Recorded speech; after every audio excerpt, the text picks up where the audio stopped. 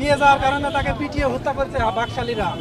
দেশের মানুষে মারবে, দেশের মানুষও প্রতিরোধ করবে। এই দেশ কোনোদিনও বাকশালীরা দখল করে বেশি দিন টিকতে পারবে না।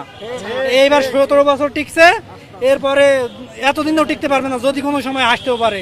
তবে আগামী 30 থেকে 50 বছর এই দেশের সাধারণ মানুষের দখলেই থাকবে ইনশাল্লাহ। এতদিনে আমি চেষ্টা করছিলাম যে আমি যদি ভিতরে ঢুকতে পারি তাহলে 2-3টা ইট, ওই যে বিল্ডিং এর অবশিষ্ট যে অংশ আছে ওগুলো একবারে যাতে মাটির সাথে মিশিয়ে দেওয়া যায়, সেই জন্য আমি আসছিলাম, কিন্তু ভিতরে ঢুকতে পারি নাই পুলিশি বাধার কারণে। এটা বাকশালীদেরই একটা ষড়যন্ত্র। আমার মনে হয় যে তারা নিরাপত্তা দেওয়ার জন্য রাখছে, তারপরে হলো পুলিশে, প্রশাসনে, ডিজিএফআই, এখনো যে কোনো জায়গায়, তারপরে সাংবাদিকদের ভেতরেও এখনো বাকশালীদের লোক আছে। এগুলো সব কিছু ডেটাবেস তৈরি করা হইতেছে, আপনারা জানেন। এই ডেটাবেসে আপনার আগামীতে যে কোনো দলে ভোটে দাঁড়াইলে এই বাকশালীদের সংগঠনের সাথে জড়িত ছিল এমন কেউ এই কোনো দলের রাজনৈতিক কোনো পদে থাকতে পারবে না, এমনকি ইলেকশনেও দাঁড়াইতে পারবে না। ঠিক আছে, এত ক্ষোভ থাকার কারণ এই বাংলাদেশের মানুষ গুম করছে, খুন করছে, আয়নাঘর করছে। ঠিক আছে, এর সাথে খালি আওয়ামী লীগ জড়িত না, দেশের প্রশাসনও জড়িত ছিল, ডিজিএফআই জড়িত, সেনাবাহিনী জড়িত।